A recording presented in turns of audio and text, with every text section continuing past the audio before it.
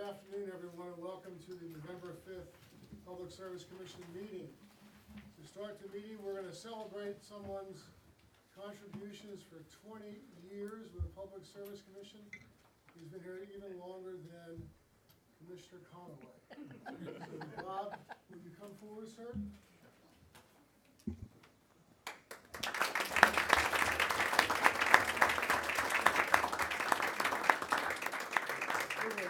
We're going to see if you can make it to the middle, Bob. Like a maze. So on behalf of the commission, congratulations on 20-year service. Thank you. And we have a beautiful certificate of service for Bob to hang in his office or wherever he would like to hang it. Thank you, Doc. So Thank you. it's our pleasure. This is You guys stand closer together. Dan, There we go. Thank you, Chair. my pleasure. And also Ken for your 20-year service. Thank you.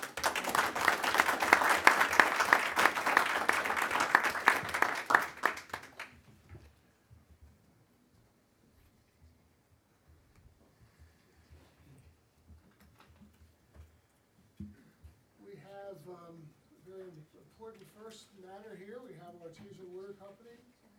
Dave, you want to lead off? And Thank you. Thank you for having us here this afternoon. We're grateful to be here today.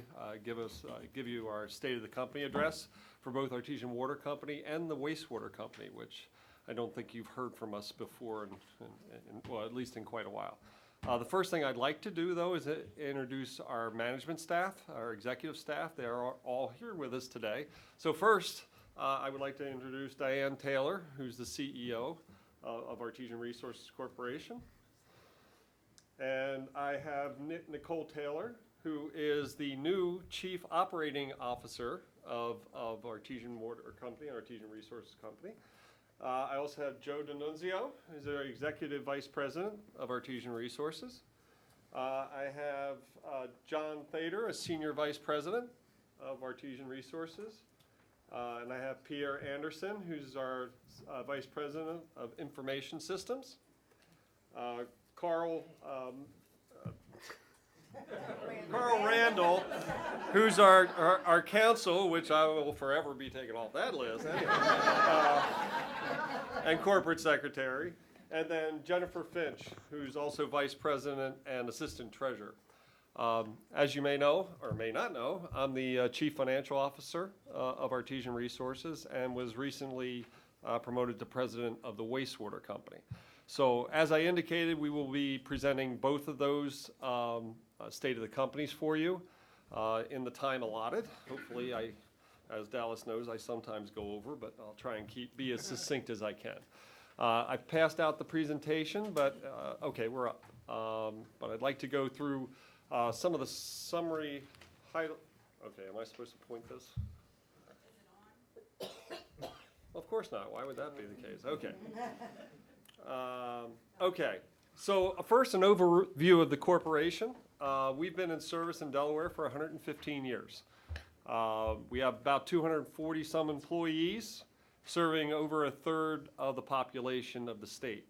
We serve throughout the state of Delaware, from the northern tip to the border with Maryland. Our total assets to date are about $519 million, but in the last 5 years, we've added 30% onto that. That was $160 million that we added in the last 5 years to hit that $519 million mark. So a lot of investment being made in our state for our residents and to service to our customers. by the way, that's a great picture. Yeah, it's a great. Yeah. Shows the management is very good and coordinated. They all smiled at the same time. Well, I would add, we have been on NASDAQ for 23 years. This was taken about 3 years ago, and we were all in sync on that day, on the 20th anniversary. So thank you for that comment. Again, here's our service area. We are on the Delmarva Peninsula. We serve in Delaware primarily. We do have service territory in Maryland and Cecil County, and a small operation in Pennsylvania. But we are a water and wastewater service company with some auxiliary core businesses that aid our residents and citizens in Delaware and Maryland under the service line protection, and some contract operations with municipalities and other smaller utilities in the area. Our business is basically cradle to grave service of water. We source our water from wells. All of our own supply in Delaware is sourced from well water. We do have interconnection agreements that contain some surface water, but we primarily focus on well water. We treat our water, deliver to residents, and in Sussex County, we take the water back, treat it, and deliver it ecologically sound to the ground. We do not discharge to rivers or streams. We are totally a ground discharge company, and we pride ourselves on returning that resource to the aquifer so that it can be used later. So I want to talk about Artesian Water Company first. It is our largest subsidiary. We have 87,000 metered customers today. We pump about 7.9 billion gallons of water a year. And in the last 5 years, a lot of that 160 million came from Artesian Water Company, over $129 million in CapEx. We have 1,260 mains, and all this is done for about $1.68 for each of our customers per day, residential. One of the things that we pride ourselves on, and one of our first strategic missions, is to make sure that we have a high quality, superior water supply. So we do that in a number of ways. We make sure that our sources of supply are abundant and segregated. In other words, we have different facilities all over the state and have fully interconnected systems that bring that water to our customers. So the first step of this is making sure the water supply is sound and that we treat it properly. So we have 184 production wells and observation wells. We have 54 treatment facilities. Again, we have a lot of different spots to make sure that we don't have any single source of supply out. We still have service to our customers. We have an in-house laboratory also for handling many of our testing needs. A lot of the other testing, some of the more higher level testing we'll send out to outside laboratories, but we do fundamental testing in-house. And we have 42 members of our employee staff devoted to those treatment facilities and pumping facilities, making sure pumps and treatment systems are running appropriately. Right now we're working on new supply, staying ahead of need in areas that we need supply to be on board for growth. Here we have two, Hyatt's Corner, which is just south of the C&D Canal, and the Dagsboro facility, which is in Sussex County. These two systems will be approximately $13 million of investment and will bring probably close to 4 million gallons of water available, 2 million in Sussex and 2 million in southern Newcastle County for the growth that's occurring there. And there's tremendous growth happening in both of those areas. So the supply is needed, and we're looking to stay ahead of the curve and make sure we have supply on hand. You'll notice the tank in the background too. We're also looking at additional storage, which I'll show you in just a little bit. The other thing we're looking at is upgrading our systems, and we've been actively pursuing upgrades when it comes to treatment at certain of our systems as it relates to renovation work, where our systems are coming of age and they have to be renovated. But we're always looking at the type of treatment systems that we can put in place cost effectively. And in the last 5 years, 11 million of that has gone to improving current systems at Jefferson Farms, where we installed this activated carbon unit here. You've heard about the PFOS and the PFOA contaminants that come from around airports. There's been a lot of news about that over the last couple years. Artesian had already been installing the activated carbon units at a number of its facilities to handle other contaminants that we see in the water. So when this PFOA and PFOS contaminants came up and we were able to see this new technology, et cetera, we already had treatment in place. Jefferson Farms was under renovations, so we added the carbon there as well. It is in an area that would see the PFOA and PFOS. These carbon units are one of the technologies, the primary technology for removing that sort of contamination. So that's one of the projects we did. Another one was at Langolan. This facility has taken on a number of different projects. The most recent has to do with the elimination of manganese and iron removal, which is it's found in a lot of water around Delaware because of where it's come from. We saw it showing up at this facility, so this was just put in place the last year or so. That facility is also where we have a 126 million gallon ASR storage well there. We talk about it often. It's one of the few that large a reservoir that can be brought on when conditions needed, like during the summer where we're hitting peak day demands, making sure we have a sufficient supply to service our customers. This is a very important facility for us. It's in the northern part of our system and our interconnected system, so it serves a lot of customers. It's very important that we keep water quality very high in that location. Hockessin, we did an air stripper there, that's to the left. That was to handle some volatile organics. It's a new technology for us. We normally use the aeration devices. That was a replacement on the right-hand side at Artisans Village. So again, we're staying with and ahead of our treatment needs to make sure that our sources, when they hit our distribution system, are of the highest quality. We have a lot of testing going on and making sure that that water getting to our customers meets all the standards and requirements. And every 5 years, as you know, there's a new set of tests that we have to undergo. The federal government has a whole testing regime of new contaminants that come out.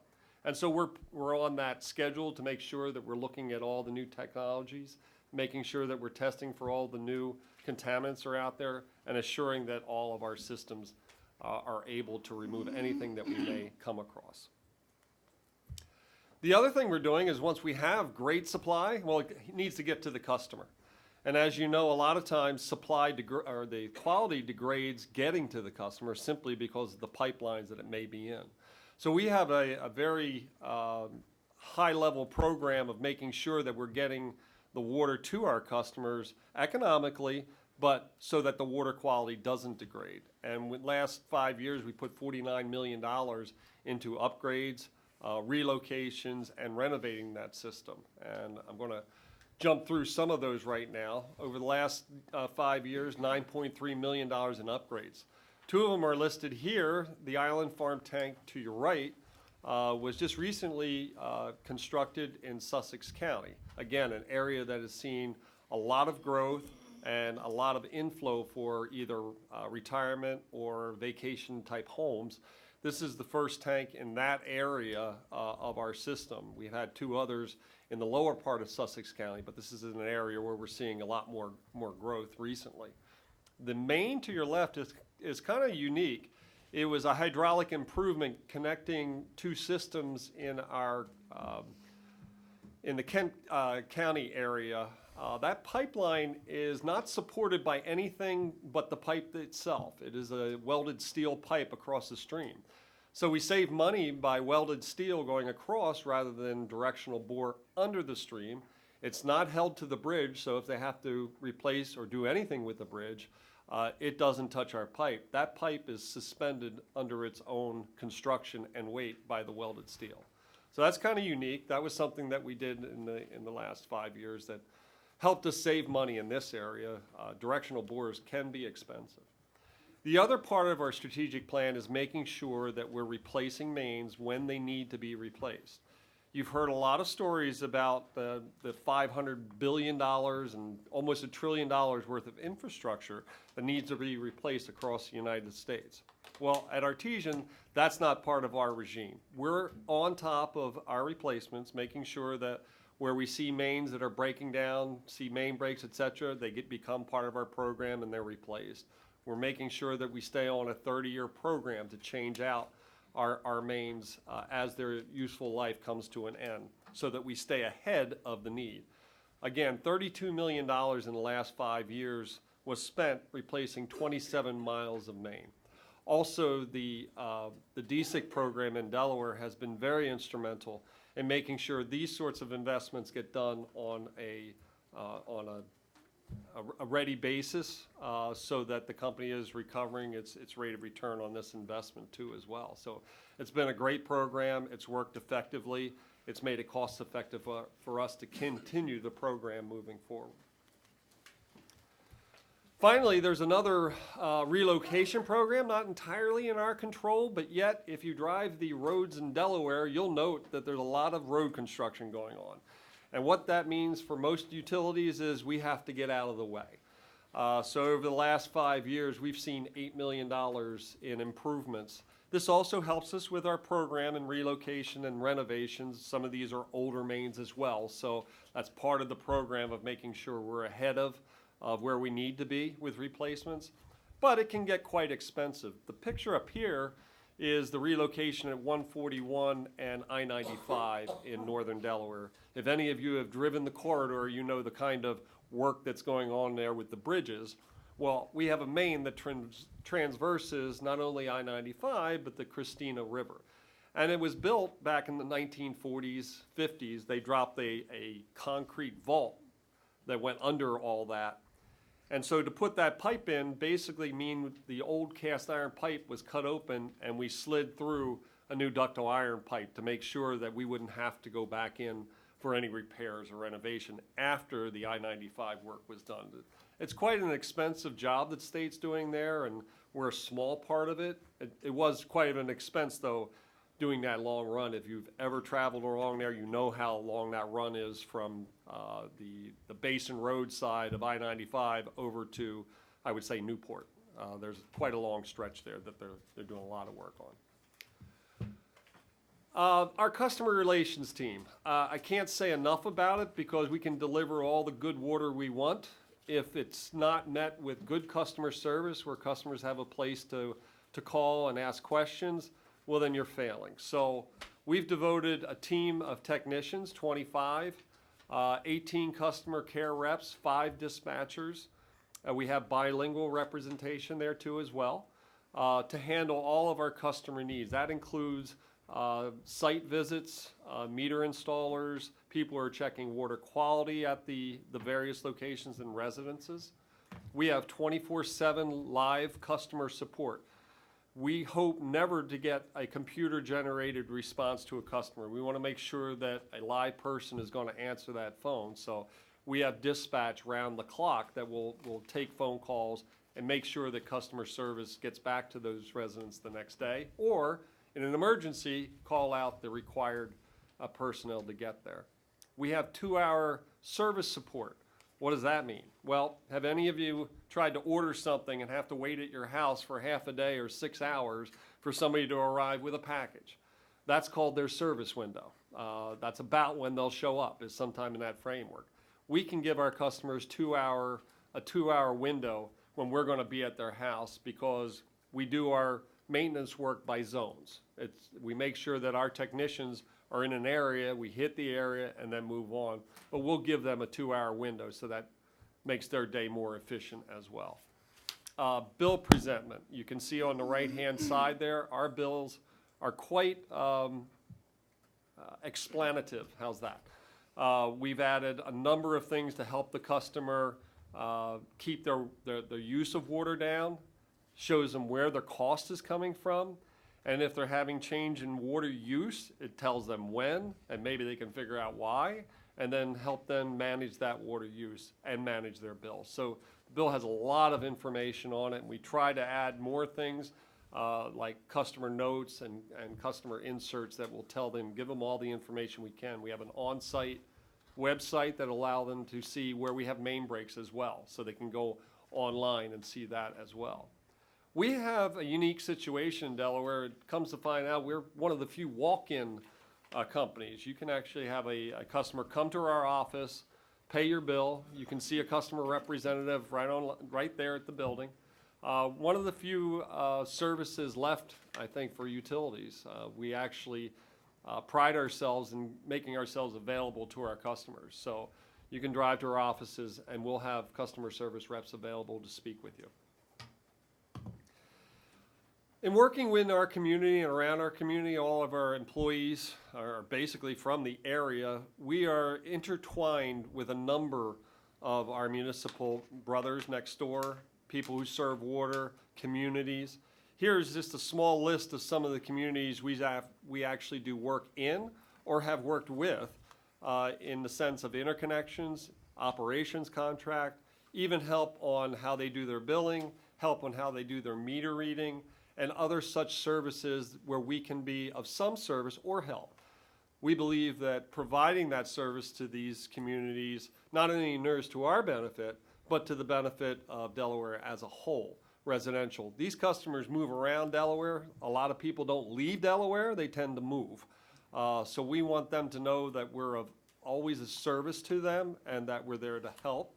Sometimes these sorts of relationships, again, interconnections, operations contracts, they lead to acquisition opportunities. And so in the last several years, we've made a number of acquisitions. The town of Odessa and its neighboring counterpart, Cantwell. Both of those were in need of professional water service and supply. We were around them. We serve Middletown. We serve a lot of the areas around them. They saw us as a resource. We became a natural to take them over. Fort DuPont is part of the Delaware City corporate limits. And about a couple years ago, we purchased the Fort DuPont system there, actually from a state partnership who is rebuilding that in a historic site. And so we worked with the town to make sure that water supply was brought to that area cost effectively.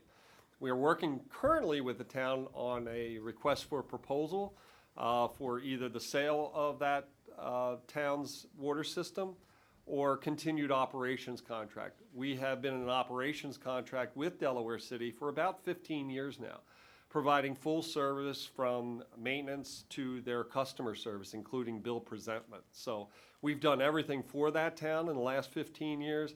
Seems like a natural progression to take the ownership of the system over and combine these two. The other two, Slaughter Beach, small system in Sussex County, and High Point is a mobile home park that had its own system. A lot of homes in that area that are mobile homes that we took over from a local system who couldn't keep up with the capabilities that were necessary for water treatment, et cetera. So that was a nice way to hook somebody into our system. We ran right by the front of their development. So, I'm sorry, one other, we are working with the town of Frankfurt in Sussex County. They too recently have had some issues with water quality and keeping up infrastructure, et cetera. So we've been working with them on a request for proposal with how to handle their water system as well. So I look forward to good things. We have a lot of service area around them. We work with the town of Selbyville in an interconnection right near them. I think it's an area that is ripe for interconnection so that all those residents in that area get the same sort of supply that we expect in northern Delaware and in Kent County. They expect it in those areas as well, so we'd like to be that resource. I'd like to move on to artesian wastewater management. Again, the other part of our investment in the state has been in wastewater, and I'll show you where we're predominantly situated right now, but over 26 million in capital assets in the last 5 years. We have 5 wastewater facilities treating water and delivering it back to the ground, essentially. The picture to the right there is our stormwater facility. That's done through RIBs, which are rapid infiltration basins. And we just simply, they're shallow basins where we discharge the water to and it perks back into the ground. It's treated to a very high level so that when the water hits the aquifer, it's basically at or better than the water quality in the ground level. We've actually seen improved water quality in this area because of use of this system here. So it's been a wonderful system for us. It's one of our first. We recycled probably about 65 million gallons of water annually, and that continues to grow as we add customers. Here's the area that we're serving. You can see it's just to the west of Rehoboth and around the Cape Henlopen areas there. And to the left, you'll see where our 5 facilities are located. They are at Stonewater, which is the southernmost. If you don't mind, I'd like to stand up just so I can kind of go. There's a few things I want to show you when we get through this map. Stonewater's at the bottom and our first facility here. Actually, I want to take that. That was our first facility of reserves at Lewis Landing. I do apologize. That was a developer-built system that we took over some time ago. Stonewater Creek is the first major facility construction that we did with development. This is a huge area of growth down here between Stonewater, Independence, and some other areas down there that are different name, different developments, and I'll show you those in a few minutes. Beaver Creek is in the central core of our system. Again, a large development that was built there for that development, but has now turned into a regional system. So we've turned most of our initial systems into regional wastewater systems, and that's important to note because of the interconnection that we've done between these systems. We've connected all of our wastewater systems together so that where we need the treatment capacity, we can shift wastewater to make sure it's being economically handled, and make sure that none of our systems are sitting there with half-used water treatment capacity, and we can shift to make sure that we don't have to build something new, all right? Heron Bay, again, is in the middle of one of our developments, and the biggest one that we have under construction right now is SURF, which is in the northern part of our system up there, and I'm gonna show you some pictures of where that stands today.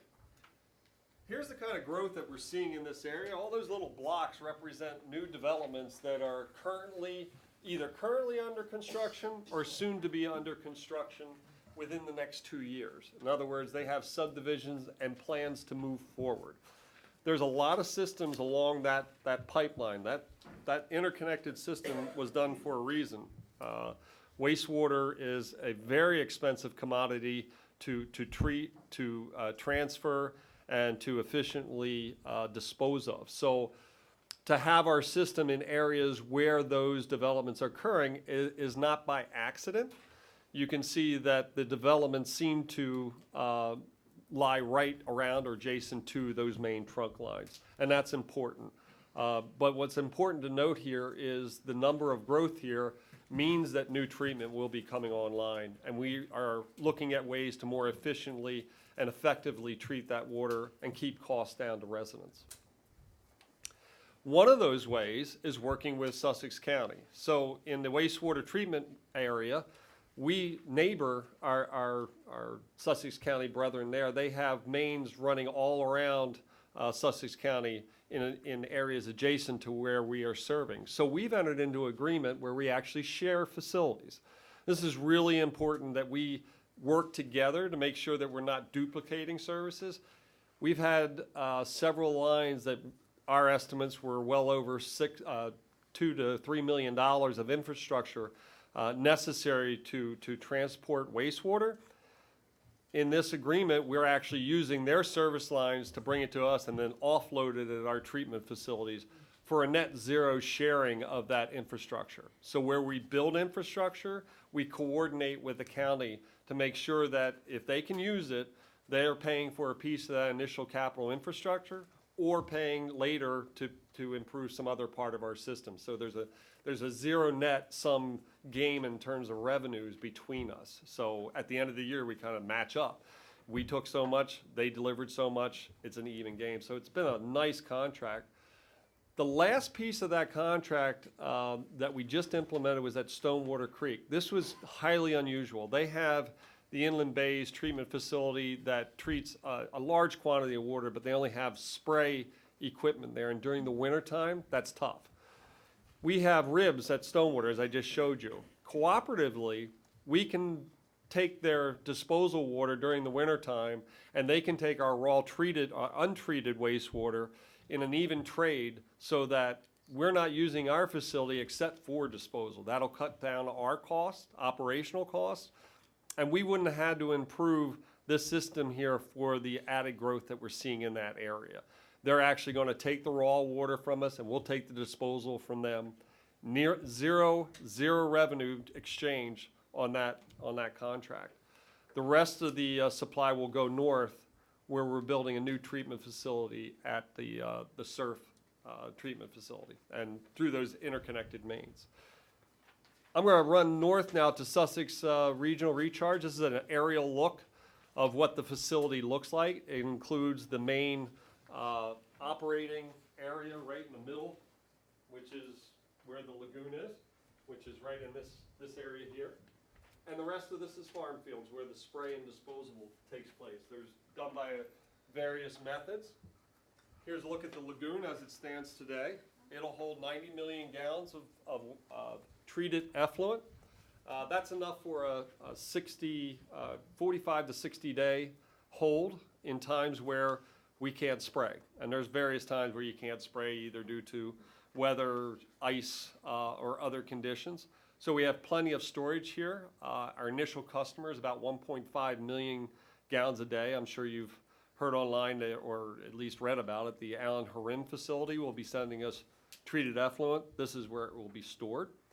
One of the methods of application here is unique to us. I know that others do it in the area, but it's an above ground spray disposal system in the forest and woods adjacent to one of the farmlands.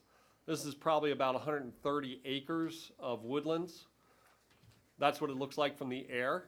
And all those trees to the left and to the right are in a logging area. So over the next 30 so years, these trees will be sequentially logged, removed, replanted, and we'll keep spraying there. This isn't a permanent agricultural preserve area, so it'll always be available to us. We have to manage it, and that's what we're all about. The farm field is up there to the right, and that is done through spray rigs that you've normally seen on a farm, and you've probably seen in a number of our presentations before. Finally, as I said, our employees live and work in Delaware, and we encourage them to participate in all the programs that are out there. Artesian specifically participates in these three, the Habitat for Humanity, building houses for underprivileged. A lot of our employees go out and help build these houses. Christina River Cleanup, participating in the cleanup of our watersheds in the area, making sure that the water in our area is clean, and our blood drives, and everybody's aware. We're always in a shortage, so we're always participating. In fact, we try to compete in contests where we're winning contests for our size companies, so it's real important to us. There's a number of things we participate like that. But over the last 5 years, we've raised and donated $1.1 million to various charities throughout Delaware. One of those Catholic charities, I'm not sure I've spoke of before, but we actually donate money so that they can help our customers pay their bills. For those that are underprivileged or don't have the resources, they can apply to the Catholic charities, and we supply a fund then that would go against their bills and make sure they continue to receive water service even though they may be financially disadvantaged.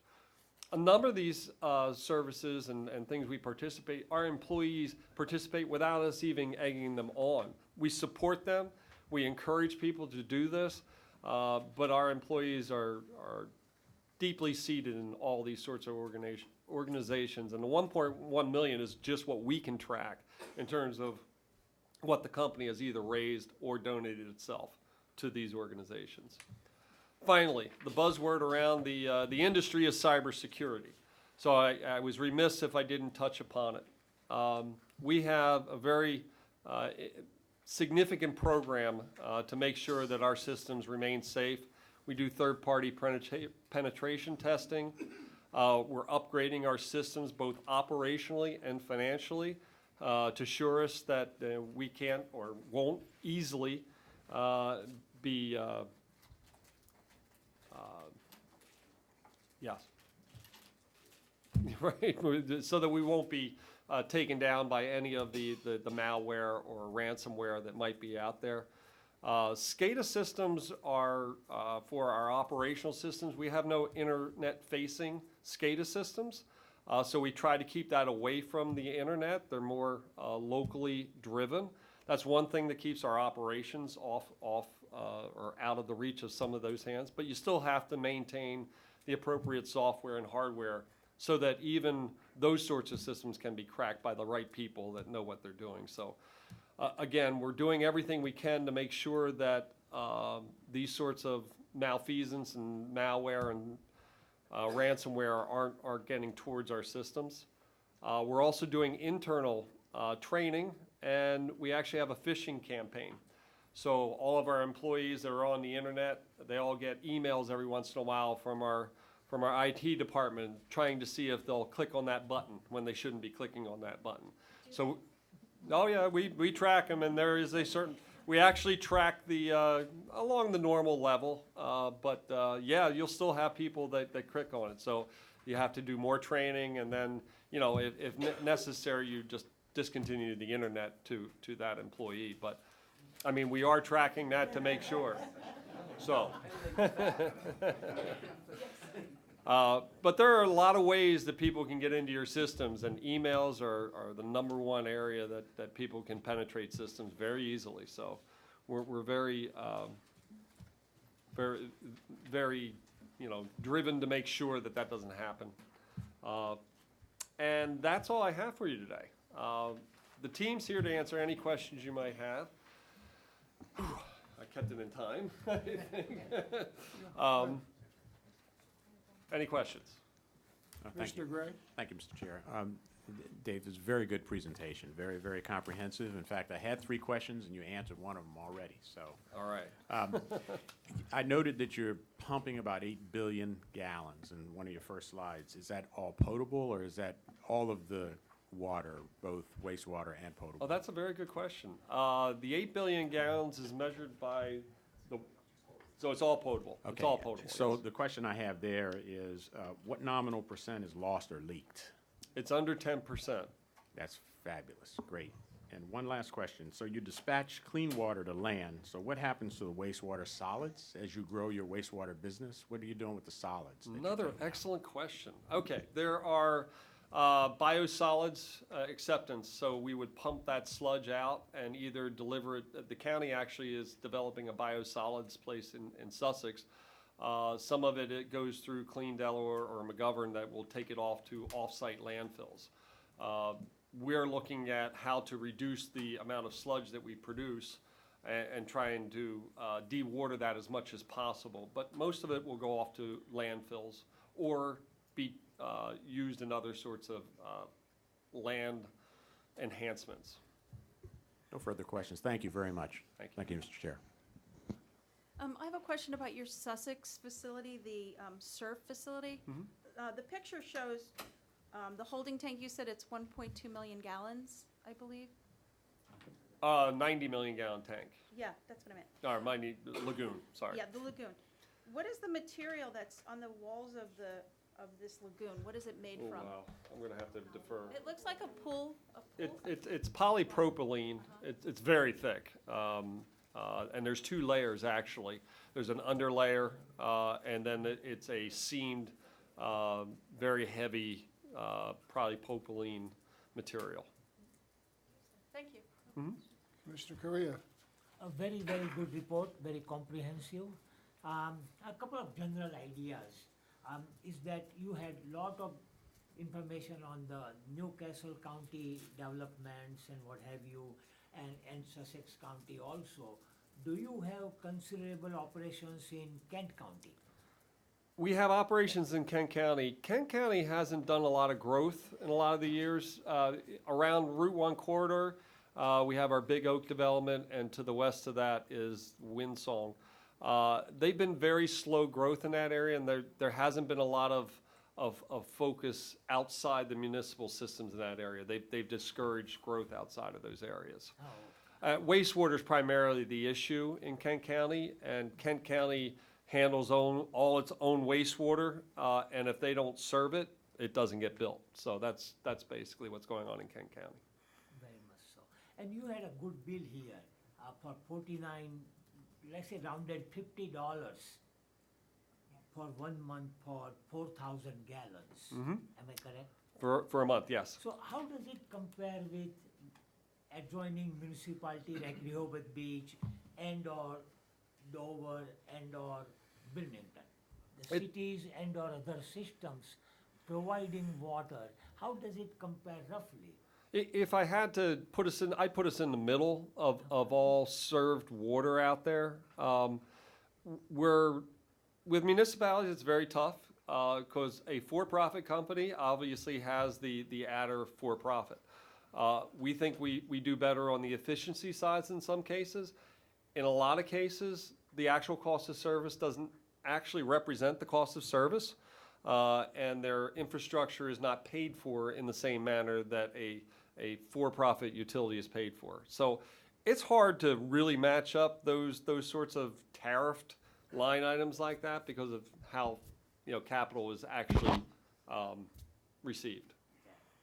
Do you get any grants from any government agencies or state revolving fund or clean water advisory council revolving fund or anywhere? We have traditionally gone for the state revolving funds. It's very low-cost financing. In fact, most recently, $4 million worth of debt we received approval for at 1.187%, which is pretty near free to me. On the grant side, not so much. There's not a lot available to private for-profit companies in that regard, although there was some grant funding for security upgrades, but very small dollars related to that. But generally speaking, grant funding isn't available to for-profit companies. Yeah, that is true. You are right. So I was thinking about requesting you to put one page at the end showing your public financial information, because you are already on NASDAQ, so your information is public, like your capital issues, like authorized, issued capital, your debt, your price earning PE ratios, or your retained earnings. Those are the basic barometers to find a company's health.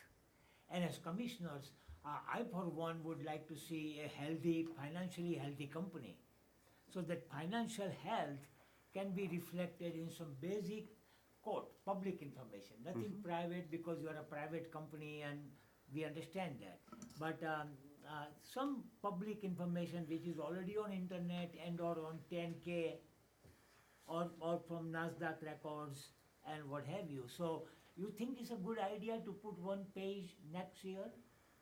I will make sure you get that information. I'll have it up next year. We wrestled with whether to give you an annual report, whether you just sit there and look at it, or whether, so wanted to keep your presentation on me. So we'll take note of that, make note of that. Wonderful. Thank you. Thank you. David, in the next 3 years, besides cybersecurity, what do you see as your 3 most important problems facing?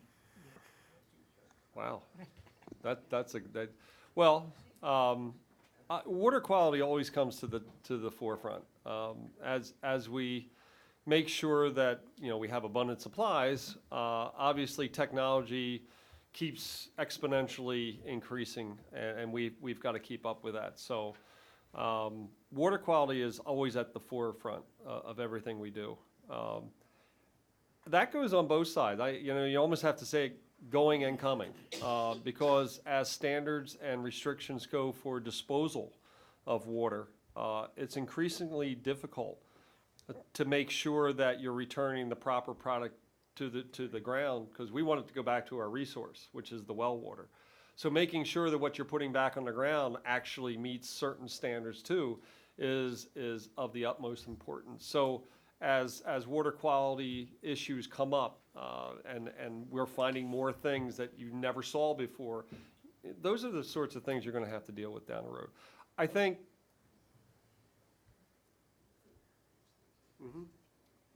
Right. I think the other things that we want to pay attention to is the cost of water. How much it's going to cost your customers, because as this infrastructure comes along, it gets really expensive. So we know that they've talked about market value legislation in a lot of states. We have a different view when it comes to market value legislation.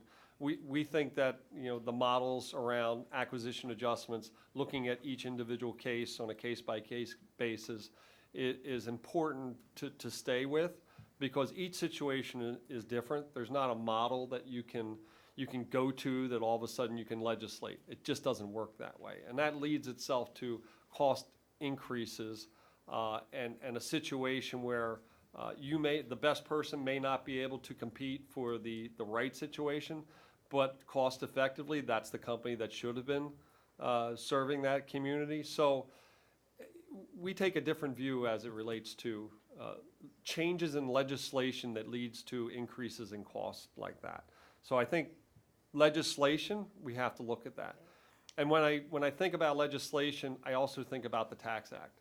And you know, I've been here before you. I've talked to NAREIT about the Tax Act, the most recent one in 2017. I think it is important to look at those legislative changes and how they affect the cash flows of your utilities. And it's not just water, it affects everybody. And it's not just a reduction in taxes, it's all the little ancillary things that happen to your companies in your state. And I know I talked to you at length about that, so I won't go on, but I think that's the sort of things coming down the road, those policies and legislative changes, both federally and locally, that will affect the cost of service to your customers. Thank you. David, excellent job. Thank you so much. Ms. Iori. Jim, Nick, I do have a question. You may remember in the last rate case, we had a big kerfuffle. I blocked it all out. I'm sorry, who are you again? Ms. Iori, could you use the microphone? I think it's better for the folks on the phone. In the last rate case, we, shall we say, had a vigorous dispute about the availability of information. You guys are still using a mainframe, or at least were at the time, and it was very difficult for our consultant to get the information without physically traveling to your offices. And at that time, you had indicated that you were in the process of changing things over. Has that happened yet? Okay, come on up. Yeah. Yes, all of our systems have been converted over. We have full billing information, breakouts, details by every line item that you saw on those bills. So if we talked to Mr., I think it was Glenn Watkins at the time, we could provide him with everything he needed. And even at that time, some of our discussion was around, we could fulfill his requests, but in order to fulfill it, he would need to read through so much information, it was gonna be unduly burdensome. So where I think he settled on was, I'll take a summarized version of this as opposed to digging through all this, because it would take me so long to do it in the format that it was available at the time. It would be a nuisance, and going forward, that doesn't exist anymore. Right, so we'll be able to get it in some sort of like Excel formatting, and, you know, he'll be able to look at it on his Absolutely. own computer and not have to travel up. Absolutely. Great, thank you. Dave, thank you once again. Ms. Diane Taylor, Ms. Nikki Taylor, thank you so much for being here, and thank you for bringing all your executive team. It was a great presentation by David, as usual, and we certainly wish you all well. And we wish the consumers, obviously, the just and reasonable rates you've been bringing them. Thank you. Thank you, sir.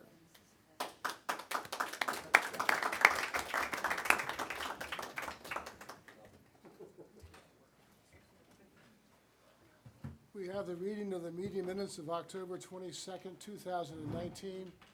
Are there any corrections or changes that any commissioner wishes to make? Move we approve the minutes of the October 22nd, second. 2019 meeting. Is there any discussion on the motion? Hearing none, all those in favor signify by saying aye. Aye. I abstain, I was not here. Any opposed? And one abstention. The consent agenda. Anybody want any of the items on the consent agenda taken off? Move we accept the consent agenda as presented. Second. Discussion? Hearing none, all in favor signify by saying aye. Aye. Any opposed? Any abstentions? The motion carries.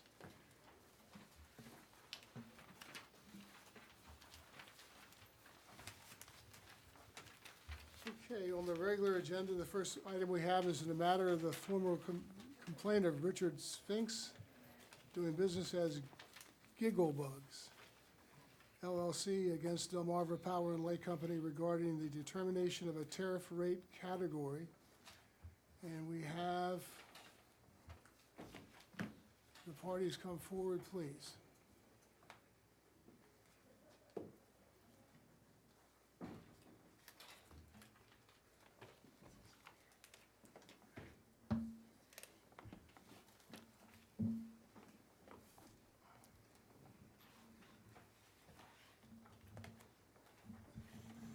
Mr. Spinks, are you represented? I'm representing myself, Commissioner. Okay. Would you like to proceed with your comments? I would. Commissioners, today you are being asked to adopt the findings and recommendations of the hearing examiner. As the plaintiff in the case, I am asking you to dissent. I am asking you to not adopt these findings and recommendations. I'd like to take about 5 minutes of your time if I may.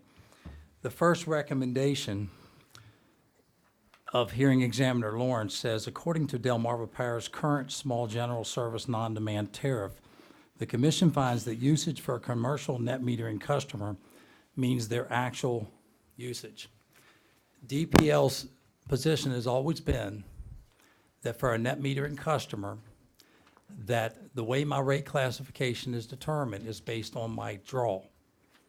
And if you look at all the evidence in the evidentiary hearing, and if you look at counsel for DPL, their exception to the hearing examiner's report, they state that when I am drawing from their system, so at 2 a.m. in the morning, when my solar panels are not creating any energy, that, if I have an exit sign, if I have a refrigerator running, that is going to go into a bucket, and that is going to determine my rate classification.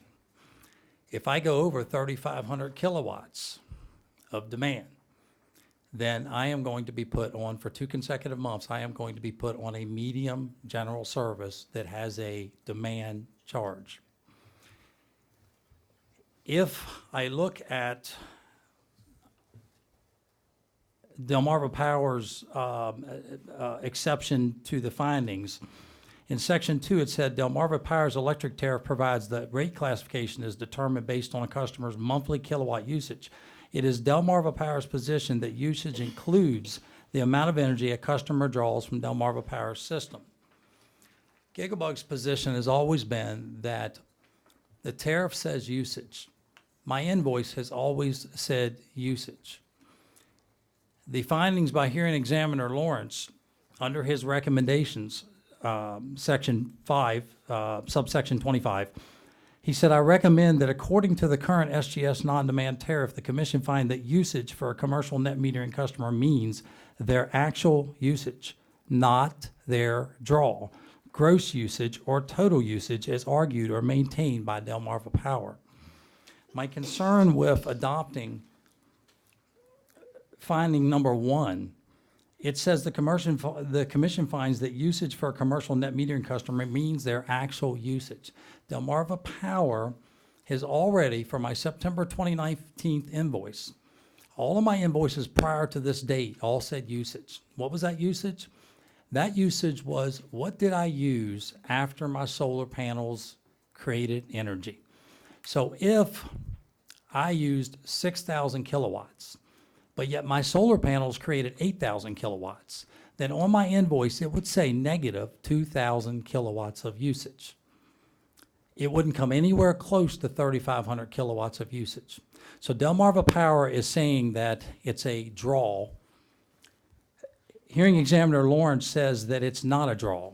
If you adopt this first finding, it says usage. My September invoice, Delmarva Power has replaced that net metering usage that used to have the negative number with their draw. So when it says usage, it now has their draw, only when I'm pulling from them, not taking into consideration my net metering whatsoever. That's what it says now. Where my net metering usage was, that now says excess energy creation. So they've already changed the verbiage on my invoice. Number 2, Delmarva Power may file revised its current SGS non-demand tariff and set the matter before the commission for approval. If Delmarva needs to also amend its net metering tariff, it may do so. Here's my concern with this one. The hearing examiner found that their interpretation of the tariff was incorrect. DPL now wants to change the language. As a small business, I did my due diligence over 2 years ago to get all the information I needed to make a good informed decision for my business. I looked at the tariff, I read the SGS non-demand tariff, read the medium general tariff, I read the net metering tariff, I read all the tariffs. I looked at my invoice. The tariff said that I could create a solar system that would create 110% of my energy needs. So as a consumer, in plain language, I read that to mean that my solar system, as approved by Delmarva Power, would create 110% of my usage. So that tells me I'm not going to come anywhere near 3,500 kilowatts. Medium general service has a demand charge. Small general service does not. It's going to equate to roughly about, for my business, if I'm on the medium general service, it's going to equate to about $450 to $500 extra a month, approximately $5,000 to $6,000 a year. Over the course of my solar system, about $100,000 or so. So that's why I'm here before you. When I looked at the language, I looked at the tariff, I looked at my invoices. Now the hearing examiner has validated my opinion. He said that your interpretation, the DPA's interpretation, Clean Energy's interpretation is correct. However, DPL now wants to change the language to the tariff. My concern with that is that I made a decision for my business based on all the information I had at hand. I tried to make a good informed decision for my business. I signed a 20-year contract. I can't sign that. I can't change that contract. But DPL can change the landscape? How can we ever, as a small business community, ask small business customers to invest in renewable energy and clean energy if the landscape can be changed at any time? DPL is now being informed that their interpretation is incorrect, but they're being told, don't worry about it, you can just change the language. If the commission allows the DPL to change the tariff, and I'm asking you not to allow this, I would ask that existing net metering customers be grandfathered in for the life of their solar systems. Number 3, and last on my agenda, the commission accepts Delmarva Power's offer to provide Gigabug's new equipment free of charge, which reflects Gigabug's actual monthly usage as well as its draw, gross usage, or total usage. My position has been I don't need access to draw. I need access to usage. My invoice always said usage. It was my net usage. I do not need this information as a consumer. However, I would ask the commission to not even worry about or waste your time approving Section 3, because Delmarva Power, whether they need your permission or not, and they may not, whether they need my permission as a consumer to install this equipment at my facility, and they may not, they've already done it. They've already installed the equipment at my facility. My September invoice, where it always said usage, my net metering usage, it now has the draw information. So in my mind, they're already trying to get ahead of the game, because if you look at my invoice now, my usage now is the draw information. So if I look at my, and I'm wrapping up here, thank you so much for taking your time here with me. If I look at my September invoice, current month usage says 2,560 kilowatts. That is my draw. That's when I'm pulling from them at 2 o'clock in the morning or when there's complete cloud cover. However, my current month excess generation kilowatt hours is minus 3,400. My total kilowatt balance is minus 840 kilowatts. So if I use 6,000 kilowatts, but my system creates 8,000, that minus 840 is the excess energy I create. On all my invoices all the way through September, I installed these panels in September of 2017, all the way until August, it always had my net metering after my solar panel creation. That was the number for usage. As of September, after they installed their new equipment that the hearing examiner wanted you to approve, now their draw information has replaced my usage, and my true net metering usage is listed as current month excess generation kilowatt hours. I'm asking the commission to dissent. I think ruling number 1 is so vague that they can interpret actual usage to mean draw, even though the hearing examiner said that the two are not synonyms for each other. The DPA has said over and over again that they are not simonious of each other. They are not synonyms. Draw and net usage is two different things. So at hand here, it's really, do we agree with the hearing examiner that net usage is truly my usage and not draw, or do we not agree with them? Thank you, Mr. Spinks. Delmarva? Thank you for allowing me to present here today. I understand this is my first experience at the commission, and I'm just filling in, so I appreciate your indulgence with this being my first opportunity here. I also want to thank Mr. Spinks. I certainly appreciate his position. I understand where he's coming from. I've gone through all the materials. Your name? Oh, I apologize. It's Vicki Goodman on behalf of Delmarva Power. And I certainly understand his position. I respect his position. We understand where he's coming from and what his concerns are. However, we have to abide by what the rules are, right? So we're guided by the code and we're guided by the tariff.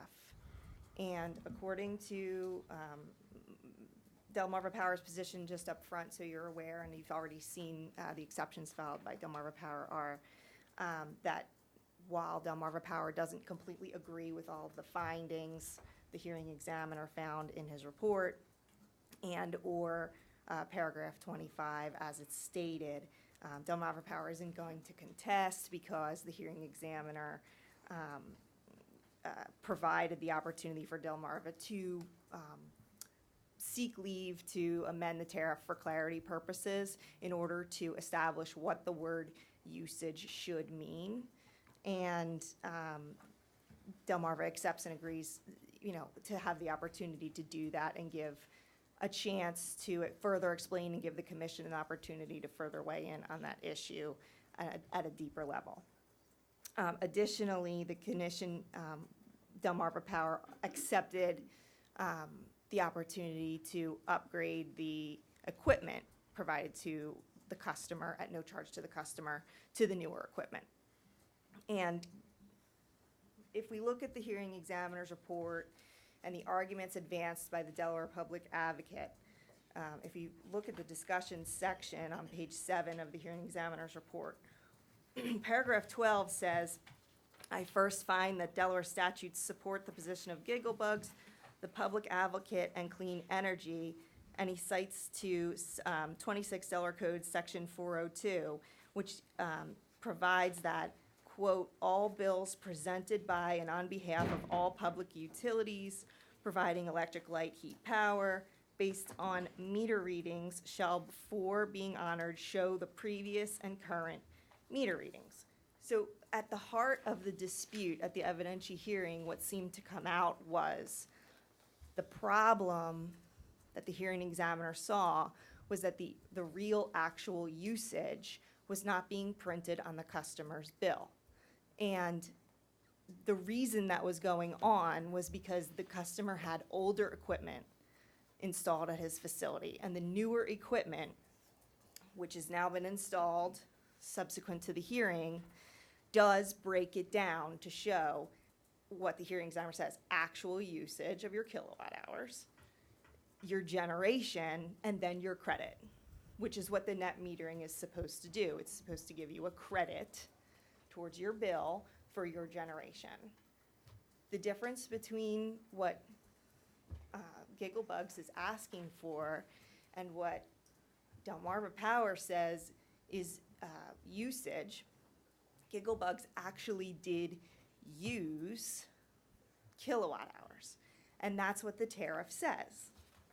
The tariff specifically and unambiguously says that the rate classification is based on usage. It's not based on a credit. So if we go by the express language in the tariff, usage determines your rate classification. Now, Delmarva Power was making an argument at the hearing that his real usage was a particular figure, whatever that given month was, that he actually used from Delmarva Power. Delmarva Power used the word draw to explain what that meant. However, because that draw figure was not printed on the bill, that seemed to be the problem at issue, because the statute says you need to have your meter reading on the bill. The meter reads what the usage is. So if we're going by the express language of the statute and the express language of the tariff that says usage, which the hearing examiner says is actual usage, that's what your rate classification should be governed by. What the plaintiff here is asking for is akin to, for example, a very simplified version. You go to the grocery store, you buy a box of cereal. Box of cereal costs, say, $5, but you have a coupon, manufacturer's coupon, let's say. You give the manufacturer's coupon to the register, they take off $1, and now out of pocket to the customer, the cereal was only $4. The actual cost of the cereal was still $5. The coupon is like the credit. He's getting that back. He's getting the credit off of his bill for the generation he's putting onto the system. And it's kept on the bill, and it rolls over, and he keeps getting the credit. If he doesn't use his entire credit for generation in one given month, he keeps using it the next month, the next month. That's what the net metering tariff says. But the rate classification is not tied to that. The rate classification is usage. Now, like I said before, Delmarva Power didn't agree with everything that the hearing examiner said with respect to all of the details he found in his report.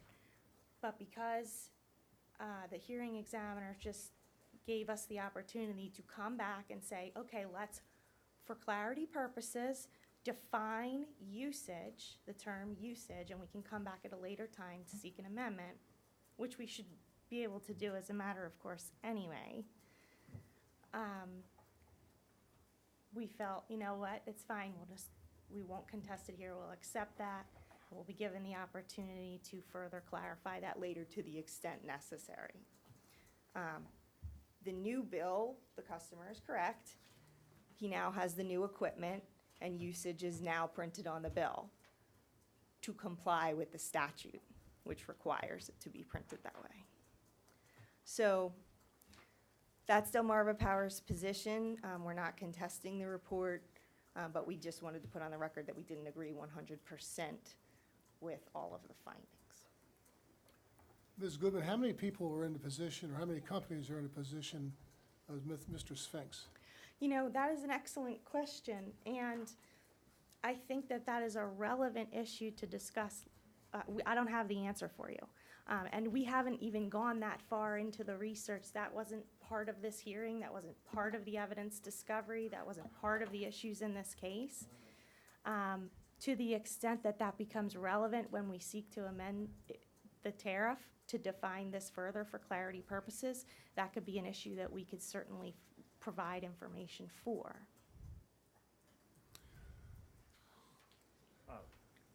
Chair Winslow, I actually have another customer who has a very similar issue right now. So it is greater than 1 and less than 100,000. But I think, but I believe it was a discovery question, and I think the answer is 11. Now, I don't think my 1 counts as the 11, but. Approximately 11 customers. Thank you, that was very, very illuminating. Is Clean Energy present? Yes, good afternoon, Eric Wallace for Clean Energy USA, and good afternoon, Chairman and Commissioners. So Clean Energy USA is an intervener in this case and is a solar developer, and I'm joined here by John Sertich, who's the president of the company. And you know, this is a major issue for the solar industry in Delaware, and that was what prompted Clean Energy USA to get involved in this case. And I think that Delmarva sort of frames the issues a little bit differently than the way we look at it. The issue of the way what information is printed on the bill and in what format is sort of a collateral issue to the underlying economics of solar under the tariff. And so the primary issue is, how is Delmarva determining customer eligibility for the different rate classes when a customer is net metering? And the threshold is 3,500 kilowatts of usage in a month. And the net metering tariff says, under this rider, the company shall provide a watt-hour energy meter program to measure the net watt-hours consumed by the customer or the net watt-hours delivered by the customer to the company for the monthly billing period. And so customers like Mr. Spinks, read this plain language in the net metering tariff and understand, as was briefed and discussed at the hearing, that the plain language here indicates that it's the usage, and for net metering customers, usage is a net figure. And so for Delmarva to use a draw figure, which is a separate measure where they're looking at, not counting the generation, but only looking at the periods, some subset of periods where customers are drawing energy from the system, rather than looking at the net figure, it's confusing for customers, it's inconsistent with a tariff, and so, Clean Energy supports what Mr. Spinks has put forth here.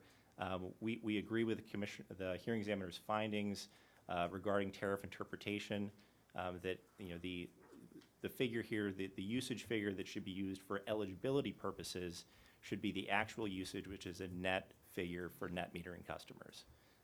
And that is critical for customers that are net metering, because they want to be able to be on the small general service tariff and avoid the demand charges on the medium general service tariff. And so if, what came out as part of the discussion at the hearing is that, is this issue of, well, what's printed on the bill?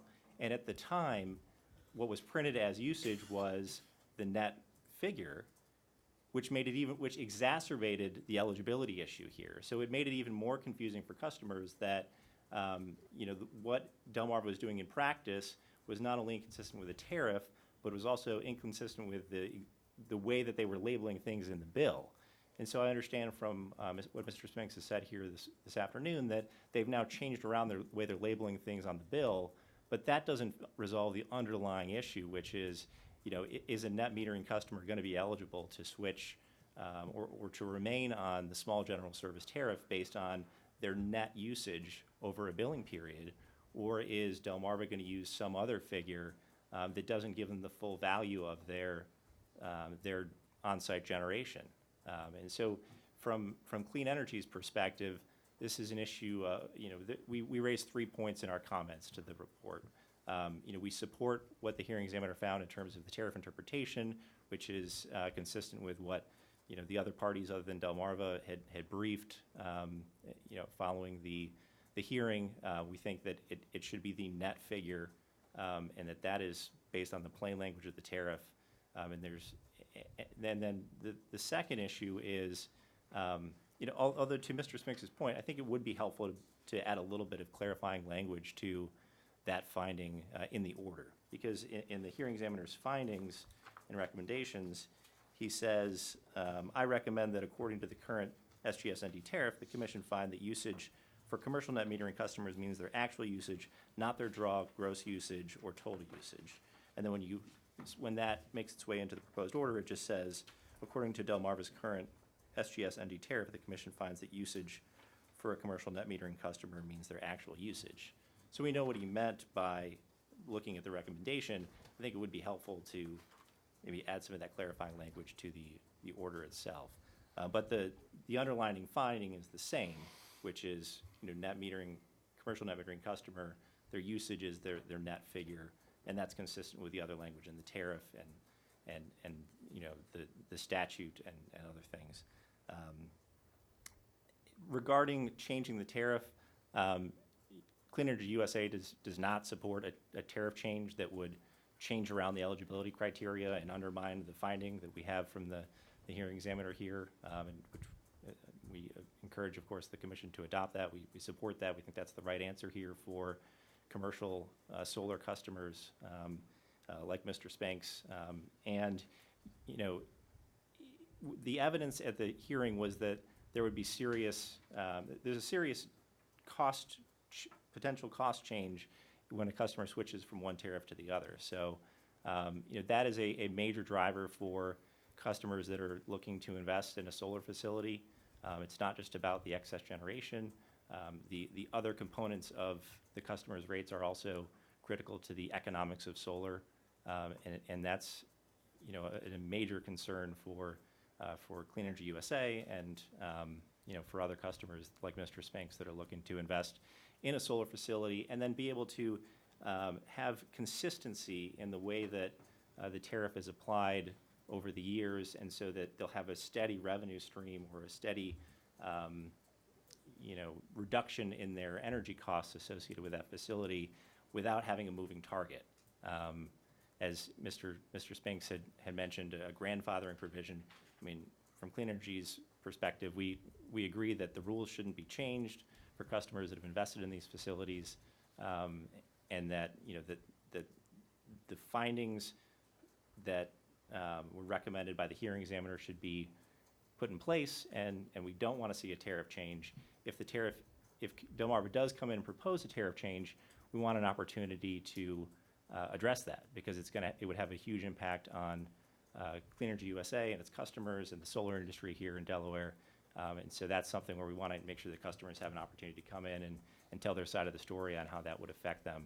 So we'd ask that if that filing is made by Delmarva, that the commercial net metering customers be notified and the parties to this case, so that, you know, the customers can come in and tell their side of the story. And we anticipate that they would vigorously oppose that, as Clean Energy would. And then, you know, my understanding is that the last item there, the changing of the meter equipment has already taken place, and has resulted in a change in apparently the way that information is presented on the bill. But again, it's important to note that that is a collateral issue that exacerbated the confusion caused by the way that Delmarva was erroneously interpreting its tariff. But simply changing around the way things are labeled does not resolve the underlying tariff interpretation issue that will fundamentally affect the economics of solar for commercial customers. Thank you, Mr. Wallace. Mr. Commissioner, may I briefly reply? Yeah, let's hear from the other people if we could. Or hear from Ms. Iori. Mr. Geddes is pointing at me. Well, last time Mr. Geddes went first. Thank you, Chairman Winslow and Commissioners. I guess, well, the DPA didn't take exception to the hearing examiner's report. We participated in this case because of the broader issue, and with respect to how Delmarva was interpreting its own tariff. And recalling that Delmarva is the one that drafted the tariff and customers are stuck with that tariff, we argued that draw is not synonymous with usage, and therefore the tariff should be interpreted that usage means usage. And if Delmarva wanted to change its tariff, it needed to make an application to the commission to do so. The hearing examiner did accept that argument, and so we do not take exception to that. There was something that the hearing examiner seemed to suggest in his report, that the DPA might support a change in the tariff. We never said that. We have not taken a position on that. We will deal with that if and when Delmarva makes an application to change its tariff. But we do urge the commission to adopt the hearing examiner's findings that usage does not equal draw, and to the extent that Delmarva has changed the presentation on Mr. Spinks's bill, you can call a tulip a rose, but it's still a tulip. Thank you. Thank you, Ms. Iori. Mr. Geddes? Mr. Chairman, members of the commission, I'll be brief. There's really nothing before you here today other than to accept the hearing examiner's report. Delmarva's exceptions say, we'll accept the hearing examiner's report with regard to the terminology usage and what it means, because we want to file an amended tariff. Clean Energy basically says we accept the interpretation and we would ask you not to accept an amended tariff. But the amended tariff, and if Delmarva is going to file it, is not before you. So there really is nothing before you other than to accept the hearing examiner's report, because no one's taken a direct exception to his interpretation of the bills that the complainant was getting. And if you go back to section 26, 26 Del Code, section 1011, it basically says customer bills shall contain sufficient detail to enable the customer determine the basis for all charges. The record's very clear that the information that the complainant was getting was not sufficient to determine how he was being billed. So under this statute and under the hearing examiner's report, the hearing examiner has clarified that with respect to it does not include draw. So really there's nothing before you at the moment other than accept the hearing examiner's report, and Delmarva of course can, with proper notice, seek to amend the tariff to clarify what clearly was, I think, an inconsistency. If you look at the testimony between what information the complainant was getting and how he was being billed. But there is no disagreement on paragraph 25 of the hearing examiner's report that usage means usage and not draw total consumption or gross usage. So I think it's a pretty clear matter before the commission at the moment. Thank you. What if Delmarva decides not to file a tariff amendment? Then I think they have to be consistent with the bills that historically they've sent to to the complainant and bill only on usage and not on draw. But I think Delmarva is going to file or attempt to file an amended, which will take then into consideration the objections of Clean Energy and the comments of the complainant with regard to that new tariff and how it should be interpreted. Yeah, I'd like to get to that point without any more burden on the plaintiff, I guess is my point.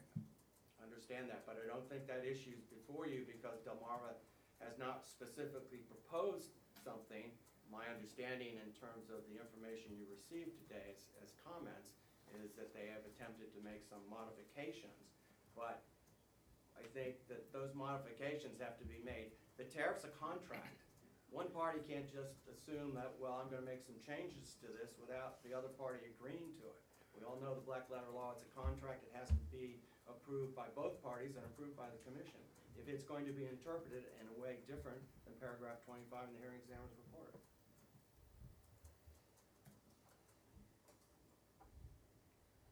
Ms. Goodman, if we asked you to file an amendment to the tariff, how much time would Delmarva need to have?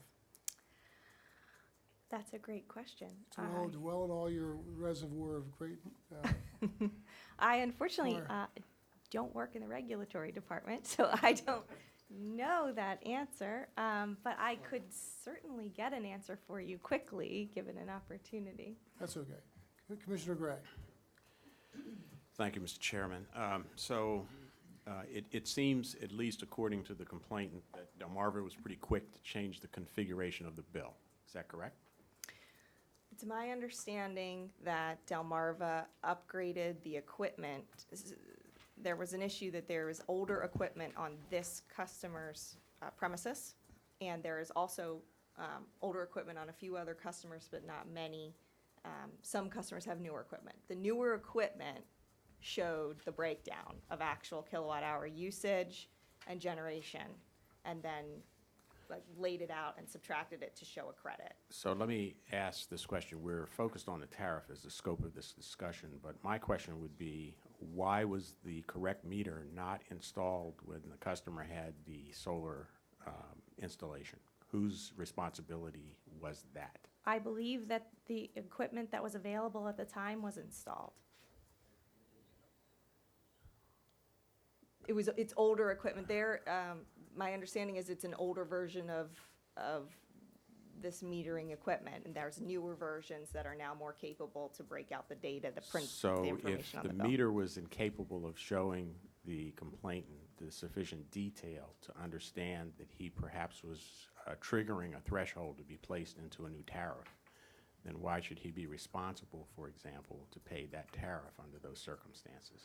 Right, and that ended up being what I understand to be one of the key issues during the hearing, which was the fact that the usage figure was not being printed on the bill, and instead, every month, the customer called in to get his usage figure, which was just not printed on the bill. So he had his usage figure every month, but it wasn't printed on his bill. Delmarva Power was instructed through this process that that is incorrect. The usage figure has to be printed on the bill. The newer equipment does that. So question, as of today, is the customer in the new tariff category or in the former tariff category? As of today? Of today, I believe he's still on the medium general service classification. He's not? Let me just check his bill. I'm currently on the small general. I'm sorry, service. that's right. He's on small general service. Is that the higher cost tariff? That's the lower. No, Okay, sir. all right, fine. My question would be, what's the harm to Delmarva if the complainant is awarded his request? So, the question here, and let's be clear, the customer to this point has not suffered any financial harm and has admitted that. The issue here is whether or not we've correctly interpreted the tariff. And based upon the express language in the tariff uses the word usage. I believe it was an interesting issue that we heard a moment ago from Clean Energy, which was basically arguing the opposite of what as what I understood to be the hearing examiner's opinion, which was Delmarva can't interpret the word usage differently for some customers versus other customers. And the energy metering rider does not say anywhere in it that usage equals their credit. Also, neither the small general service non-demand rate classification nor the medium general service secondary rate classification, neither of them say that the credit should be equal to the usage. What it says is, any customer taking service under this service classification whose kilowatt hour usage for any 2 consecutive billing months is equal to or exceeds 3,500 kilowatt hours shall be automatically transferred to service classification MGS-S effective with the next succeeding billing month. So it only uses the word usage. So if we're applying the word usage the same throughout the tariff to every customer, usage means kilowatt hour usage, not a credit. What they're asking you to do is say, well, for me, usage should mean net usage, and you should apply my credit. Okay, so I think I got the picture, and I'll make a statement in a minute, but, you know, I see this as I have a well and I have a 5-gallon bucket, and I pull the 5 gallons out and I put a gallon back. But somehow someone decides that because I'm pulling 5 gallons using my bucket, that I need a bigger bucket, and they assert that I'm going to use that. I think the conversation for me is a little bit confusing. I agree that the root cause is perhaps in the tariff, but I would be also curious to know, in the case of other customers, are we about to wind up in the same circumstance because perhaps they have older equipment, it hasn't been updated, and they likewise don't have sufficient detail. Before I finish, I would like, if once we leave here, that Delmarva not assert this gentleman into a new tariff category until some of these clarifications are coming forward. That would be my preference. Ms. Thank you. Ivory? Thank you, Chairman Winslow. I think we're losing sight of what the issue is. And the issue is what is usage as it appears in Delmarva's own tariff? Now, that term appears in the net metering tariff, it appears in the SGS ND tariff, which is what Mr. Spinks is on now, and it appears in the MGS D tariff, or MGSS, which is the one that jumps you up to a demand rate. The definition of usage is not the definition of draw. Delmarva is trying to equate usage with draw. That is really the only thing the commission has to decide here today.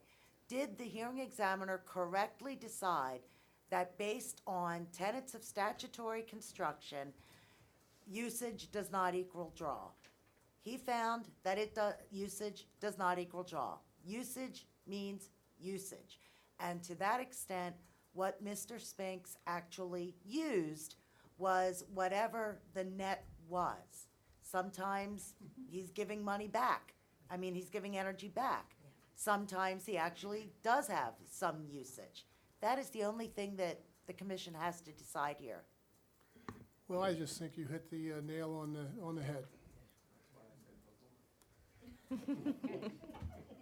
Well, It's like, off the record, it's like that FedEx commercial where the woman says something and then the man says something and he does the hand thing, and it's the exact same thing, but everybody thought it was such a great idea. When the man said it, kind of reversed here.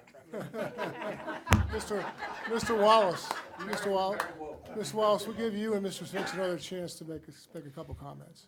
Yeah, I think maybe I'll let Mr. Spinks have the last word after I just say one brief comment here. I'll let Mr. Spinks have the last word. Thank you, Mr. Wallace.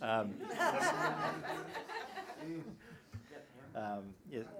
So I think one point that I wanted to make to clarify, I think there was what Delmarva has represented is that Clean Energy USA is asserting that the credit should be part of, the credit that a net metering customer receives should somehow be part of their usage for the purposes of determining their rate category, and that is not Clean Energy's position.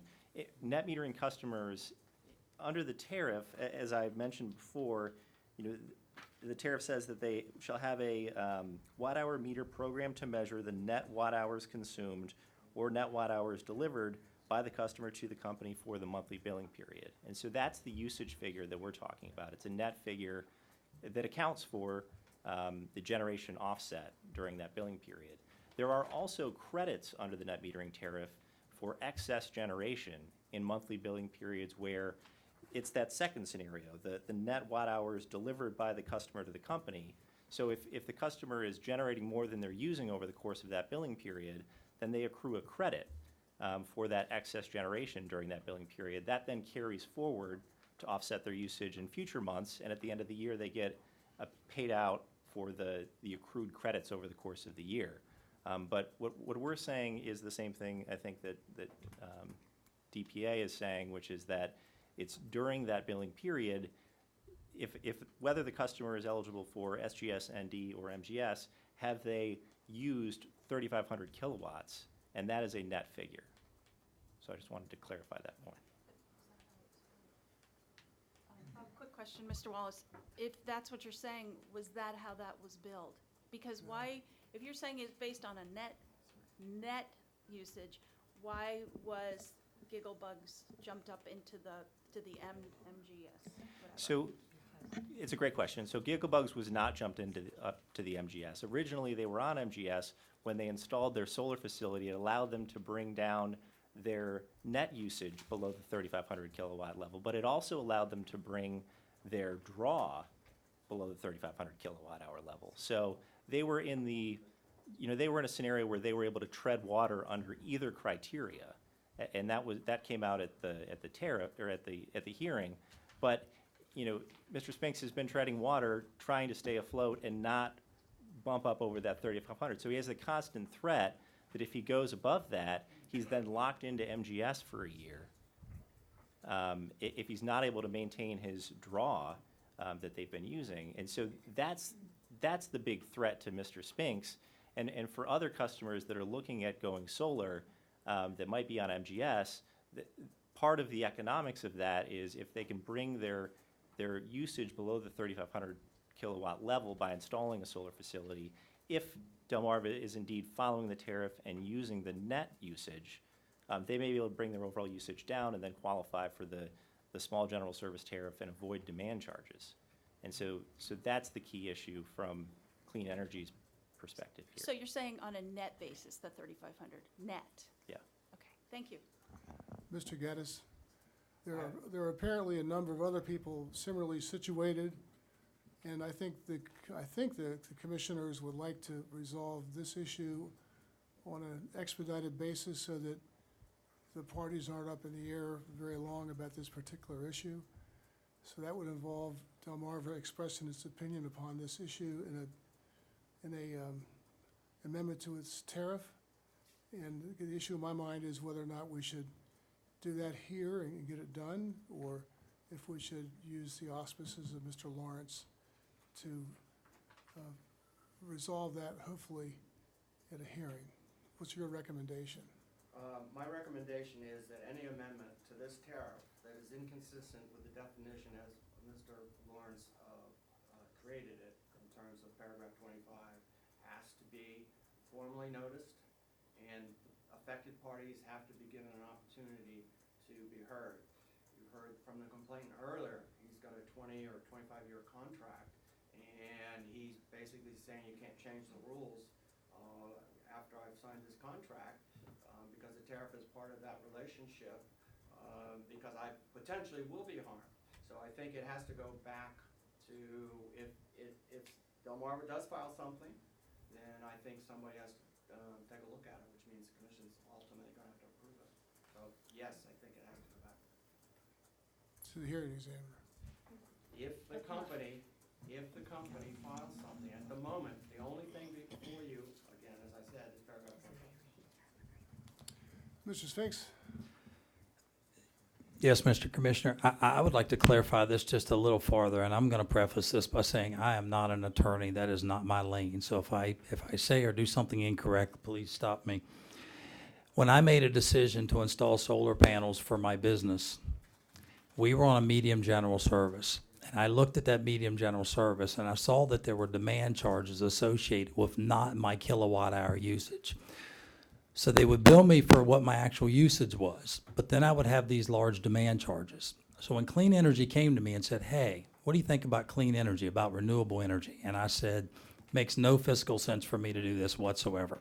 So we started looking at the tariffs, and I seen that the medium general's tariff said that, demand tariff said that if I'm, for 12 months, I have less than 3,500 kilowatt hour usage, and I'm trying to make this very simplistic. If I have less than 3,500 kilowatts for 12 consecutive months, I can go back to the small general service. The small general service only bills me, other than a $42.90 customer charge, they bill me for what I actually use. There are no large $400 or $500 a month demand charges, even if I don't use their energy. So I looked at that and I said, okay, 12 months. All right, I can deal with that. I looked at the net metering contract. I looked at the SGS non-demand contract. I looked at the medium general contract. I looked at all my invoices. All my invoices said the same thing, and I have them all printed out. We opened Gigabugs June 1st of 2015. All of my invoices are printed out. They all say the same thing, usage. So as a customer, how am I supposed to know that usage means something different? So let's think about this. When Agnes Carpenter said that, well, what usage really means in clarifying the tariff, and we have emails, we have everything in the evidentiary hearing, what usage really means is it's really a draw. So at 2 o'clock in the morning when there's no sun out and you're pulling from our grid, that goes into this separate bucket. And if that goes over 3,500 kilowatts, then you're going back to this medium general tariff. So for 12 months, I stayed on the medium general tariff. For 12 months, I didn't exceed the 3,500 kilowatts. Now you say, how? Everything's on timers. When my 143 children go down for naps, every light in my building goes off. I work in my office in the dark. I have windows open with no lights. My conference room has no lights. I do everything I can to stay underneath their 3,500 kilowatts, even though my system last year created 10,000 more kilowatt hours than I used. 10,000 more kilowatt hours. But I had 2 months specifically. One, I went over the 3,500, just barely, and I have all that in documentation. And the other one, I think I was in the 3,500 range, even though my system said I created more energy than I needed. So my question for you is this. As a consumer doing my due diligence to make a good informed decision for my business, how would I know what draw even is, and there was no way for me to know that, but two, before I install solar panels on my building, how am I going to know what I'm pulling at 2 o'clock in the morning? There's no way to know that. There's no way to know, okay, there's cloud cover today, so I'm going to pull from their system. This is very simplistic. DPL wants you to believe that for the point of rate clarification, that it's only when I'm pulling from their system at 2 o'clock in the morning, that goes into the separate bucket. They don't take into effect the fact that my system is creating energy. So when I'm putting back into their grid, yes, at the end of the year, they'll give me $300, $400, $500, $600 for that excess 10,000 kilowatts of energy. They want you to believe that it's only when I'm pulling from them, not when my system is putting back into the grid. So it's not net at all. My invoice always said usage. The tariff said usage. That's the only thing I could go on as a consumer, and that's what I did. So the issue is very simplistic. When it comes to tariff rate classification, is it net? Does it take into consideration what my solar panels are creating? Or is it truly only when I'm pulling from their grid and they don't take into consideration the net metering of my system? And if that's the case, if I had my way, and I had an Associated Press reporter call me last night, and I said, if I have my way, I will tell everybody, do not install solar panels. I've been fighting this fight for 2 years. Do not install solar panels in the state of Delaware because the taxpayers are putting a whole bunch of money into this. We had tax credits and everything else. But Delmarva Power benefits from all my extra energy creation, but yet they want to put me on this demand charge too. So if I had to go back and not install solar panels, you better believe I would never, ever, ever do this because this has been a nightmare for me, trying to figure all this out. The last thing is and thank you for your time, the last thing is that, again, if you adopt finding number one, and I think Mr. Geddison, I'm not going to put words in his mouth, is talking about that's before you. If you're adopting number one, the commission finds that usage for a commercial net metering customer means their actual usage. DPL's definition of usage is different than my definition of usage. So what are you truly adopting, and when does that take place? If I go over the 3,500 kilowatts of draw, is that going to affect me or not? I think as it's drafted, unless you go off of the hearing examiner's, the hearing examiner said usage includes the amount of energy a customer draws from Delmar's power. No, I'm sorry, that's the wrong one, that's DPL. The hearing examiner, yeah, I don't want that. I told you I wasn't an attorney. No. That was perfect. Yeah, I apologize. Yes. Hearing examiner in section 5, subsection 25 says the commission finds that usage for a commercial net metering customer means their actual usage, not their draw or their gross usage or total usage as argued or maintained by Delmarva Power. My problem with adopting number one as it's written, it just says actual usage. We're disagreeing on what that usage is. I would like to see the language exactly like hearing examiner Lawrence put in his recommendation. Thank you, commissioners. Just a point of clarification, because I misspoke earlier, when I said it should go back to the hearing examiner. This is a complaint docket. So if you approve the hearing examiner's opinion, it would close and be over. And if the company then decided to file something, it would be open as a docket. I'm sorry, I misspoke. So, my question then would be that if we approve the hearing examiner's report, we want to resolve the real issue in this case, which is not resolved by us approving the hearing examiner's report, because we still have the parties interpreting the language in a different fashion.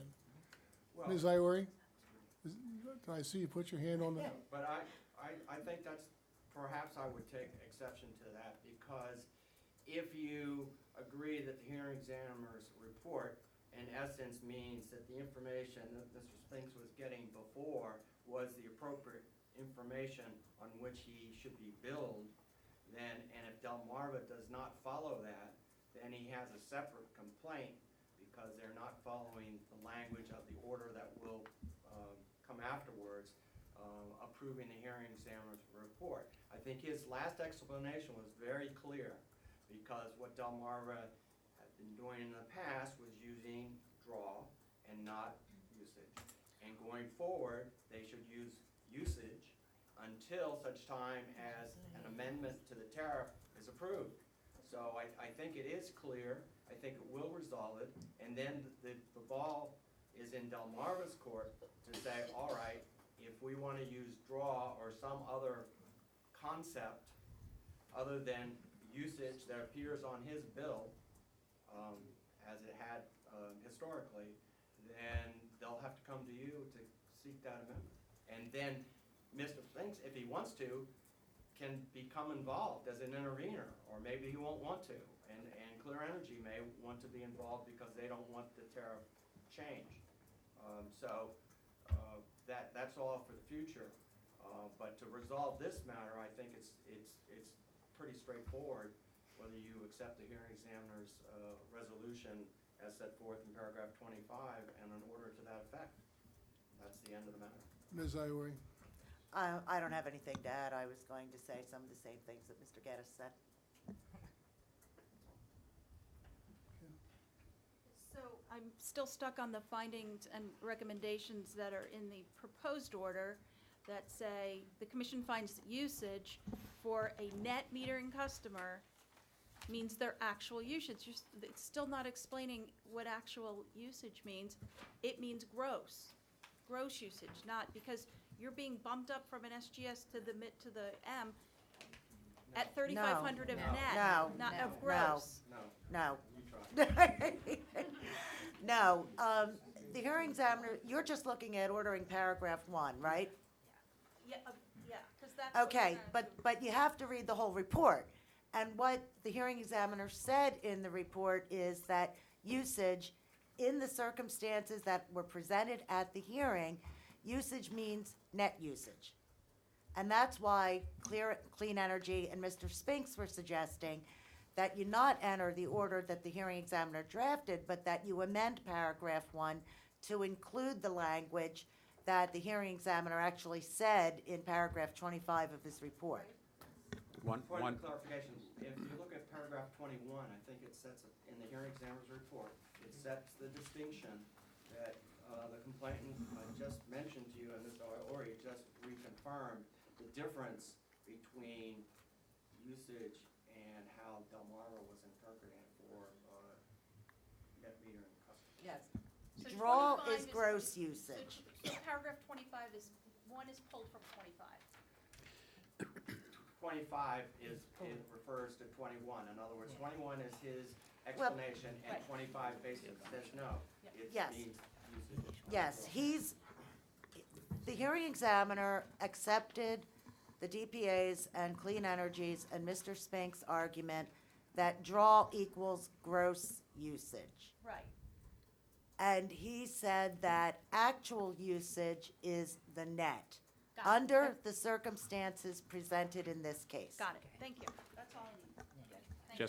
Just one. Go ahead, Mr. Chair, Commissioner. just one clarification that I would perhaps understand paragraph 25 a little better, where it says usage for a commercial net metering customer means their actual usage. I would be more comfortable if that said actual net usage. And it's your honor's order, so you can put whatever you want in your order. But it leaves unresolved in my mind, I believe, based on what I read in the hearing examiner's report, what commitment or obligation and by when would Delmarva move forward to redefine any elements of language, if necessary, in this tariff? Not That's necessary? Your Honor, I would suggest that that is Delmarva's issue. If they choose not to move forward with it, then they are acceding to this interpretation. And Mr. Chair, I'd like to, if you don't mind, accepting a motion. No, I'm happy to have a motion. Make it a good one. I hereby move that the commission adopt the hearing examiner's report as revised to change the language in paragraph 25 such that the usage for a commercial net metering customer means their actual net usage. I second it. So essentially what you're saying is that you're going to agree with the argument made by Mr. Spinks and Mr. Wallace, and also, I guess, by the DPA and the staff. Yes. Okay, all those, any more discussion? Dr. Brua. Sorry, and I have to step in for, so this is your motion, but it's not the draft order that is before you that you're looking into, correct? Just want to make sure.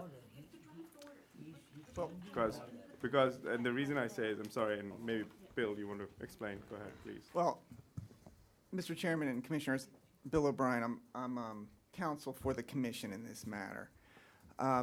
What Dr. Brua is trying to say to you is that staff did not separate out the proposed order from the hearing examiner and put it before you for signing today.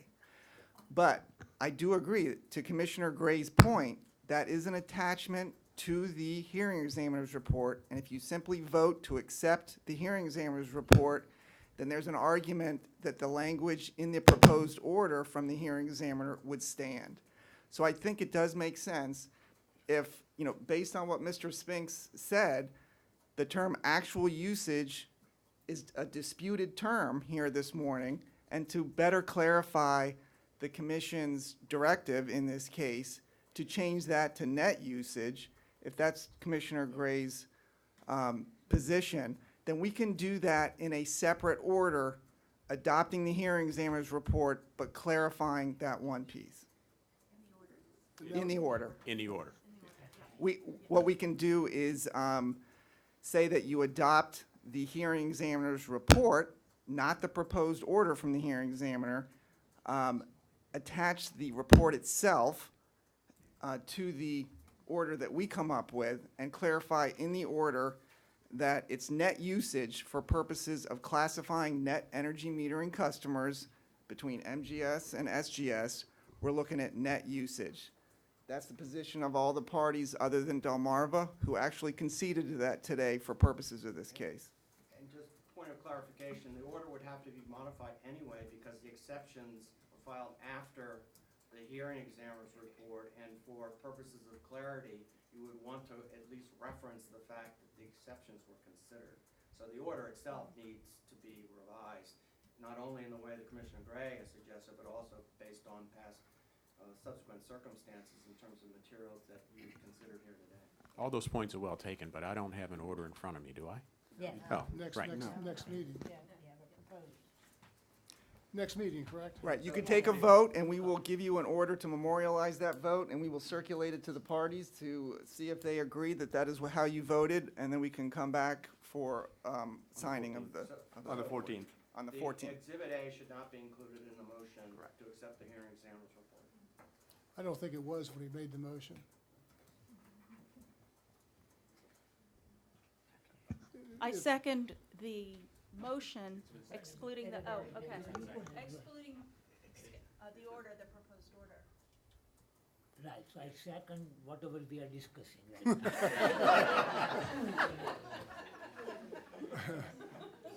We agree. All those in favor signify by saying aye. Aye. Are there any opposed? Any abstentions? The motion carries, and officially, Mr. Spinks, you have 1/2 year credit towards your law school education. Good job. Thank you. Thanks, everyone. Thanks, Clean Energy, Mr. Wallace. Thank you, Oh, Mr. gosh. O'Brien. We have another one. Ms. Goodman, great job. Thank you for being here. Appreciate it. Number 2, in the matter of the tariff filing by Chesapeake Utilities Corporation for a new rate schedule MVFF called Town of Millville Franchise Fee Rider. And we have proposed order 9493, and we have Chesapeake Utilities here. It's their application, so we'll have them go start this. Good afternoon, Chairman Winslow and Commissioners. Marie Kozel on behalf of Chesapeake Utilities Corporation. On September 18th, 2019, Chesapeake filed an application seeking approval of a new rate schedule for the Town of Millville Franchise Fee Rider, rate schedule MVFF. The proposed surcharge of 1 cent per CCF delivered gas mirrors the volumetric franchise fee imposed upon the company by the town of Millville under the franchise agreement which was adopted on September 10th, 2019. Docket number 190604 was opened by the Commission on October 8th, 2019, and suspended the tariff changes pending further order of the Commission. Chesapeake would like to thank staff for reviewing the application and additional supporting documents provided during discovery, as well as preparing the order that is before you today. Order number 9493 will approve the requested tariff changes to implement the surcharge of 1 cent per CCF of delivered gas for the town of Millville franchise fee rider to be effective today, November 5th, 2019. Chesapeake agrees with staff's memorandum and respectfully requests the Commission enter order number 9493 as presented. Thank you. Thank you. Gosh, that was, for that long wait, that was good. That was very enthusiastic. Thank you. Okay, is anybody going to say anything else on top of that? Mr. Geddes? I think staff is afraid to say anything. It was such a great presentation. We agree with everything that the representative of Chesapeake said, and also, obviously, staff. Kozel. Kozel. Well I was going to said. go there, but I Thank thought you. I'd go with the generic. Thank you, Chairman Winslow. Just in case I miss. Staff analyst Meisner's here to answer any questions with regard to the memo she prepared and/or the order that's before you. Staff supports the form of order. Thank you. Thank you, Mr. Geddes. Ms. Iori? Thank you, Chairman Winslow. The public advocate did not intervene in this docket. Thank you. Thank you. Commissioners, any questions? Move we adopt order number 9493. I second. Discussion. Hearing none, all those in favor signify by saying aye. Aye. Any opposed? Any abstentions? The motion carries. Thank you. Thank you. Very good job, Ms. Kozel.